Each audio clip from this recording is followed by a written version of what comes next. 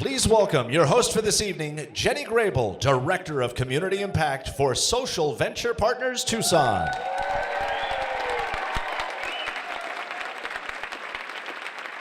Wow, thank you, thank you, thank you. We are so grateful to each and every one of you and honored that you made the choice to join us tonight. Because the truth is, it's the nonprofit leaders in our community who are tackling the world's most challenging issues, and they cannot do it alone. With the help of our keynote, Ron Garan, Social Venture Partners will share a new perspective on community and provide you with opportunities to deepen your ties right here in Tucson. Tonight, we gather as a community with a call to action to connect you to causes that move and inspire you to learn more and to get involved. So who?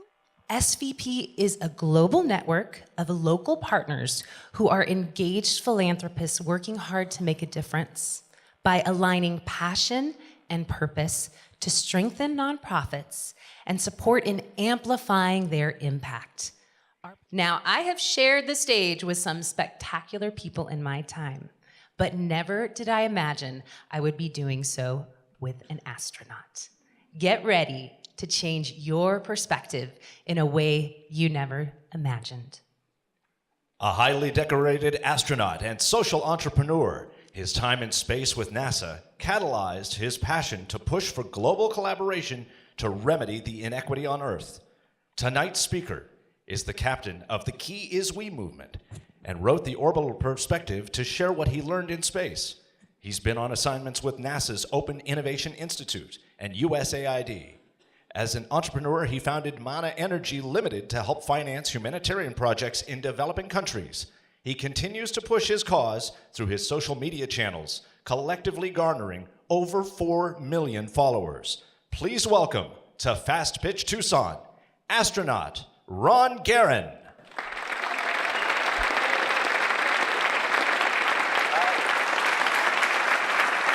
Thank you. Thank you. I really appreciate that. And thanks to SVP for this privilege to be able to speak to you all this evening. I'm really honored to speak to such a distinguished group of people who are making a real difference in our community. And I'm really excited to speak tonight because the landscape of our entire society is changing rapidly. And trends are developing that, if embraced, can have profound positive effects on the trajectory of our community and the trajectory of our society. Now, these changes to the landscape of our society are partially caused by positive things like revolutionary new technological innovations, powerful new ways to communicate with people and communities around the world, an explosion of collaborative tools, and many, many other factors that together are rewriting the fundamentals of our society. But these changes are also being brought about because of the uncertainty and the disruption that is all around us. We live in very uncertain times, and there are many factors that affect our ability to push our progress forward, to push our efforts forward. Everything from the present or the recent US elections and all the uncertainty that brings, to Brexit, to the Syrian crisis, to the instability of the EU, to terrorism, and many, many other things. Now, we can allow this uncertainty, we can allow these factors to cause us to shrink, to become more timid and parochial in our approaches, or we can see them as opportunities to come together. Now, the way to see the path forward and the way to capitalize on the opportunities that are all around us is to look at these challenges in the context of the real world with all its multidimensional complexity and uncertainty. We need to take a holistic approach, and we need to strive to see where all the pieces of the puzzle fit together. We need to look for effective ways to manage uncertainty, not be surprised by it. Now, the way to see that path forward is to zoom out to a higher vantage point, to zoom out to a vantage point, to a perspective where we can see all the pieces of the puzzle, who has them, and what picture they paint for our communities and for our society. Now, I've had some really amazing experiences in my life and in my career, and these experiences have provided me with a really unique big picture perspective. So my aim tonight and the main topic that I want to discuss is to put all these changes to the landscape of our society into this big picture perspective, what I like to call the orbital perspective.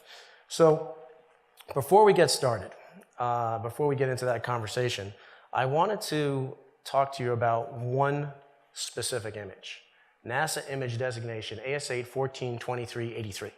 Now I want to talk to you about this image because it changed my life.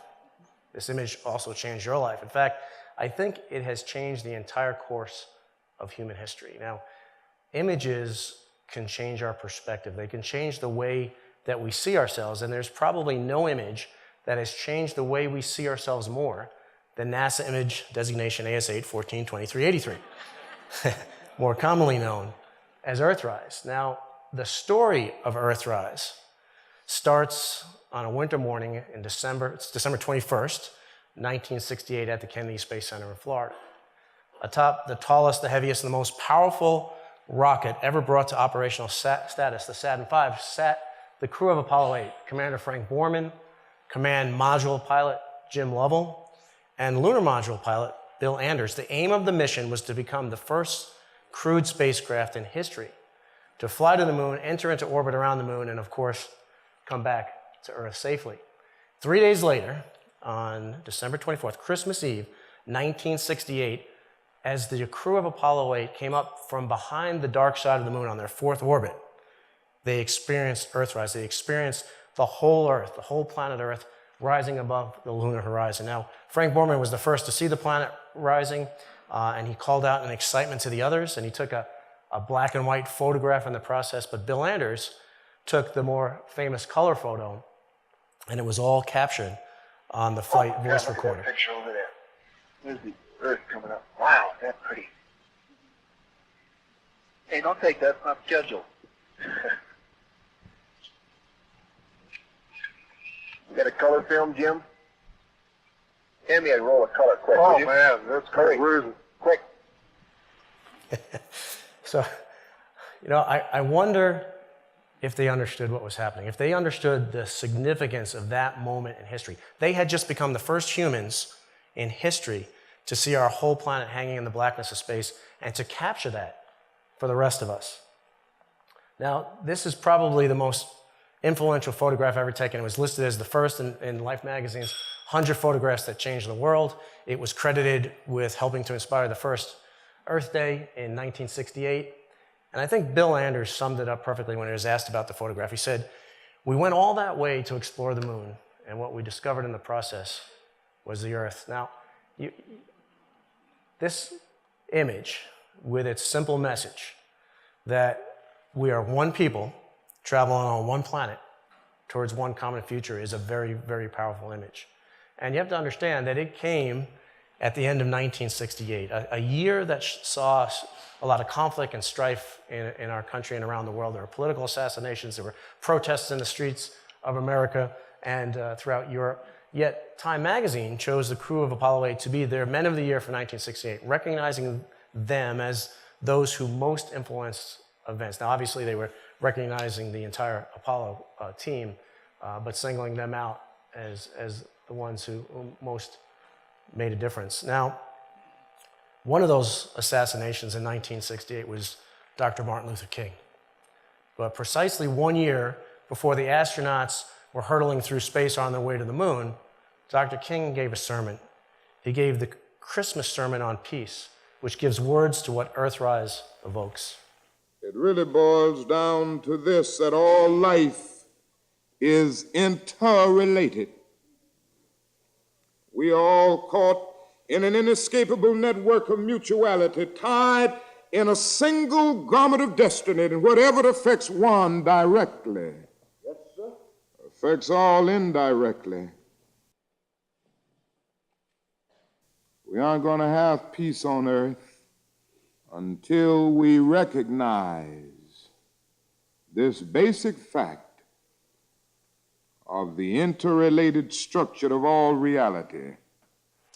The interrelated structure of all reality. This is not a cliche, this is not a philosophy. This is the reality of the world that we live in. This is fact. In order to illustrate this fact, I want to take you on a journey to space and back.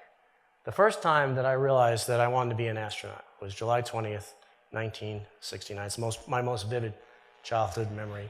Where on that day, where myself, as along with millions and millions of people all around the world, watched those first footsteps on the moon. Now, I don't think I would have been able to put it in these words at the time, but at some level I realized we had just become a different species. We had become a species that was no longer confined to our planet. And I wanted to be a part of that group of explorers that was able to step off our planet and to look back upon ourselves. And that dream came true about 4 decades later when I launched into space on board Space Shuttle Discovery as a member of the crew of STS-124. And I remember the day of launch, we all put our spacesuits on, and we were in the crew quarters there at the Kennedy Space Center. We all marched out and waved to everybody who was gathered. We got on the Astrovan, and we took our journey out to the spaceship. And I remember each one of us took our turns climbing through the hatch and into our seats. And then we had a few hours to basically think about what we're doing and what we were getting. There we were, we were strapped to 4.5 million pounds of explosives, and we were wondering what we were going to get ourselves into next. Right in front of me was a digital countdown timer on Discovery's dashboard there. And as it counted down below 10 seconds, I got ready for the main engines to light.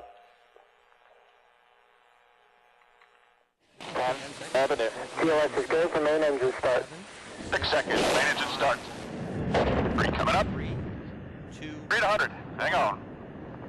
booster ignition. 102, 102, auto. I see 3 at 104, I see a command and a roll. Houston, Discovery, roll program. I am LV Lynch. Roger roll, Discovery. Houston now controlling the flight of Discovery, a man-made rising sun. Oh, what have you have to say? The digitals.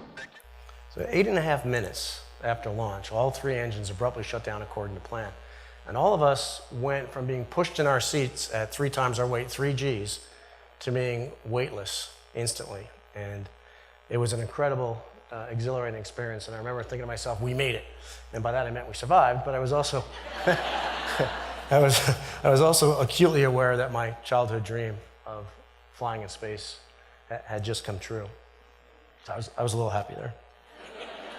But that first day, that first day in space, the most memorable moment was when I was able to look out the window for the first time. My tasks were over, I was able to unstrap, float over to a window, and take a look at our Earth. It was just absolutely breathtaking. The first thing that hit me, first thing that I realized was just how thin our atmosphere appeared. And in that moment, I was hit with the sobering realization that paper-thin layer keeps every living thing on our planet alive. But in contrast to that fragility, you couldn't help but fall in love with the beauty of our planet. It's a constant dance of colors and light and motion.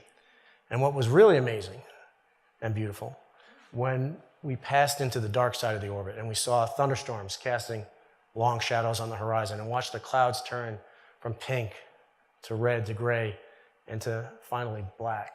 And then as we actually cross onto the dark side of the orbit, we see all the evidence of human activity, all the lights of the cities and towns, all of a sudden comes to life. I think, there you go. And it really gives you this sense that we all live on this living, breathing organism. We saw some just absolutely amazing sights, paparazzi-like flashes of lightning storms, dancing curtains of auroras that felt so close that we could reach out and touch them. This was an amazingly moving visual experience, but it was much, much more than just a visual experience. What I experienced in space was an immense sense of gratitude. Gratitude for the opportunity to see the planet from this vantage point, and gratitude for the planet that we've been given. And in some way that I really can't fully explain, being physically detached from the planet, being physically detached from the only world I've ever known, made me feel deeply interconnected with everyone on it. And this feeling of interconnectedness, I believe, makes sense because science tells us that every human can be traced back to a small group that emerged from East Africa about 200,000 years ago. And from there, we migrated to every ecosystem on the planet: deserts, plains, jungles, forests, and even barren glaciers. And finally, we ventured into space. And it was in space that we realized what we had always been: one single human family with a common origin, and now the realization of the reality of our common future. Now, this idea of one human family on our planet is a wonderful idea, but what does it mean in the real world? What does it mean on a day-to-day basis? Now, I experienced what profound human collaboration is on my first mission to space, my second mission to space. My second mission to space, where I spent half of 2011 living and working on board the International Space Station, started with a launch from Kazakhstan on a Russian rocket. And during my 6 months in space, I got into a routine where I would almost say goodnight to the Earth. When it was time to go to bed, I would go to the cupola, which is this windowed observatory on the bottom of the space station. I would just gaze back at the planet for a while. And as I would take in this beautiful sight, I would think about what's the world going to look like in the next 50 years? How far are we going to progress in solving the challenges and problems facing our planet? And I would routinely be hit in the gut with a sobering contradiction between the beauty of our planet on one hand and the unfortunate realities of life on our beautiful planet on the other hand. Those don't have clean water to drink, enough food to eat, the poverty, the conflict, the strife that exists on our planet. Now, I launched into space with a belief that we actually right now have all the technology, all the resources necessary to solve many, if not all, the problems facing our planet. And I spent a good deal of my time earth-gazing, pondering the question: if this is true, if that bold statement is true, why do so many problems still remain? And I think the seeds to the answer to that question were planted 3 years earlier on my first space flight. On the third spacewalk of that space flight, my feet were clamped to the end of the space station's robotic arm. And with me attached to the arm, it was flown through a maneuver that we called the windshield wiper, which took me across a big arc across the top of the space station and back. And at the top of this arc, I was about 100 feet above the space station, looking down at the space station against the backdrop of our just indescribably beautiful planet 240 miles below, and it took my breath away. The beauty of the scene took my breath away. But more powerful, I think, than the beauty of the scene was the realization of the tremendous human achievement that the International Space Station represented. It's probably the most complicated, complex structure ever built. It was built in space by 15 different nations. Some of these nations weren't always the best of friends. Some were on opposite sides of the Cold War, opposite sides of the space race. But somehow they were able to set aside their differences and work together to accomplish this amazing feat. And I wondered to myself, what would the world look like if we were able to take that same level of collaboration and bring it down to the Earth's surface? How many fewer problems would we all have if we were able to have that same level of cooperation on the Earth's surface? Now, I was born in the year that Yuri Gagarin became the first human to fly in space. 50 years later, almost to the day, I launched into space with a couple of Russian military officers on a spacecraft called Garan. And as I stood at the base of this rocket, this previous top secret military installation, I looked up at the rocket and I saw an American flag. And that was a powerful image that has stayed with me my entire life since then. And it really demonstrates the ability of what we can do when we work together. You have to realize that I spent the first 15 years of my adult life training to fight the Russians, our nation's most menacing enemy at the time. Now, collaboration doesn't mean that we agree on all things. Collaboration means that we're willing to find those things that we do agree on and work on those. And by doing that, hopefully relationships develop, hopefully a certain level of trust can develop, and this can then become a platform from which we can start to address the things that we don't agree on. I think when we look back on the International Space Station, I think one of the legacies that the station will leave is this shining example of international cooperation. And there's fellow Tucsonan Mark Kelly, who is the commander of that mission. This need for collaboration and cooperation really hit home about a month before I returned to Earth on my second mission. When I took this picture that shows this illuminated line snaking across a large landmass for hundreds and hundreds of miles. And I didn't really know what this line was. And I've been one of these astronauts that says you can't see any borders from space. Apparently I'm wrong, because what this line is the illuminated man-made border between India and Pakistan. And seeing this scar on the otherwise beautiful landscape, this man-made barrier to collaboration clearly visible from space, had a huge effect on me. For the 50 plus years that humans have been flying in space, astronauts and cosmonauts have commented on how beautiful, how tranquil, how peaceful, how fragile our planet looks from space. It is truly moving to see our planet from that vantage point. But the point is not that we can look down and see a man-made border between India and Pakistan. The point is that we could look down at that same area and feel empathy for the struggles that all people face. We could look down from a orbital perspective and realize that each and every one of us is riding through the universe together on this spaceship that we call Earth, that we're all interconnected and that we're all in this together, that we are one human family. Now, our fast pitch participants understand that we are one human family. They understand that we all have a responsibility to leave this place a little bit better than we found it. And because you are all here supporting the efforts of our fast pitch participants and SVP, you understand that too. You understand the power of collaboration. You understand the importance of supporting programs and efforts that you're going to see tonight. And what I discovered in space, what really hit me in space, was the realization of the reality of just how interconnected and interdependent we all are. Now, in my work in sustainable development, I've at times become frustrated with how we deal with problems like poverty or climate change or biodiversity loss or deforestation, et cetera, as standalone problems, when in reality, they're symptoms of the underlying root problem. The problem is we don't see ourselves as planetary. Now, what do I mean when I say planetary? And why planetary and not global? Well, we don't live on a globe. Global is our financial networks, it's our computer networks, it's abstract lines covering the map. When I looked out of the window of the International Space Station, I did not see the economy. I saw an iridescent biosphere teeming with life.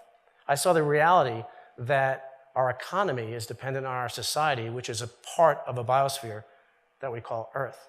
It means that our economy is the wholly owned subsidiary of our biosphere, of our planet, not the other way around. But since our political systems, our business systems live on the exact opposite, their reference is the economy as the overarching thing, we are all living a lie. So sustainability from the orbital perspective is basically the reprioritization going from economy, society, planet to planet, society, economy, not out of any eco-philosophy or ideology, but rather this is the reality of the world that we live in. Now, one of the ways that we can do that is through collaboration. I've been talked a lot about collaboration today, and I don't want to give you the idea that I'm saying that collaboration is easy. It's not. It usually comes at the expense of building capabilities in-house. Partnerships have high costs. Maintaining relationships take work. But to look at collaboration from the orbital perspective means instead of viewing society as an arena for self-interested competition, we view it as a complex living system, as an organic whole. Collaboration in this sense is characterized by diverse organizations working together systematically towards benefits, towards efforts and progress that benefits the entire social body. The good news is that never before in history has it been easier to incorporate the ideas and the efforts of people all around the world, regardless of their political ideology, cultural biases, geographic location. And our fast pitch participants tonight understand this value of collaboration. They understand the need to work together towards a common goal. So let's say that somebody here has an idea on how they can alleviate suffering or poverty in their communities. Maybe somebody has a breakthrough innovation in education. It first must be noted that ideas are highly overrated. Now, what I mean by ideas are highly overrated is while every great accomplishment starts with a great idea, ideas without action are empty. Every great accomplishment obviously starts with a great idea. It obviously starts with dedication and hard work and motivation, but also at times it requires that we step outside of our comfort zone, that we step outside of the way that we've always done things, to look at different perspectives, to look at different partnerships, and to collaborate across different stovepipes and industries and markets and collaborate with government and business, et cetera. But it's precisely those people who have the courage to step outside of their comfort zones. And it's precisely at those moments where they have the courage to collaborate across different boundaries and borders. Those are the ones that affect real change in this world. Positive, disruptive change. And our fast pitch participants understand that talking about solving a problem is not enough. They understand that we need to act. They understand the value of coming together and acting, and you're going to see that tonight as we look at each of these programs. And so I want to bring it home by talking about home. I want to talk about the definition of the word home. This is a picture of Spaceport Tucson and the headquarters of Worldview, a company that I think all right. A company that I think is going to change over the next few years, is going to change people's perspective of our planet. A company that brought my wife and I here to Tucson, and now we call Tucson home. And the definition of that word home has profound implications for how we solve problems, how we treat each other, how we treat our planet. And to illustrate that, I want to share with you the story of when it was time to return after my 6-month mission on the space station. When it was time to come home, my 2 Russian crewmates and I put our space suits on. We climbed into our spacecraft. We closed the hatch, undocked from the space station, and we did a couple of laps around the planet. And as we crossed the south tip of South America, we fishtailed our spacecraft around to point our engines backwards. And I saw this crescent moon go by the window. We fired the engines. We had this fiery, violent ride through the atmosphere at 5 miles a second. The parachutes opened. We got thrown all over the place. The spacecraft eventually smashed into the ground. We bounced. That's in slow motion, by the way. We bounced, we rolled, we flipped over, and now our capsule laid on its side. And out of my window, which was now pointed at the ground, I saw a rock, a flower, and a blade of grass. And I remember thinking to myself, I'm home. And what was really interesting about that, and I realized it right away, was I was home, but I was in Kazakhstan. And so to me, at that moment, my home wasn't just Houston, Texas, where at the time I lived with my family. My home was Earth. And I think that has, like I said, profound implications for how we treat each other. So we talked about a big picture here, and I just want to conclude by talking about the fast pitch participants that you're going to see tonight. They understand that we have a responsibility to leave this place a little bit better than we found it. They understand that nothing's impossible. They understand that the future is ours to build. It's what we build in every given moment. And what we do, our ability to solve the problems facing our planet is directly proportional to the extent that each of us on a person-to-person basis commits to making a positive change and follows through on that commitment no matter how big or how small. Now, what that commitment is a personal decision. What you'll see tonight is each of our fast pitch participants answer to their own personal call to action. And I am really, really honored to be here with these amazing humans who are making a big difference on our planet. They are proving that you don't have to be in orbit to have the orbital perspective. They are proving that by working together, we don't have to accept the status quo on our planet. And so I'm really looking forward to hearing about their progress, and I thank you.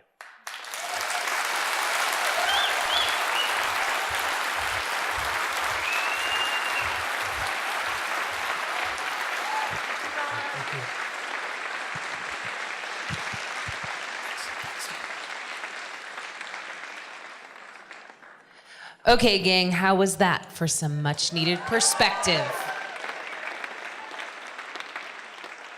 One planet together.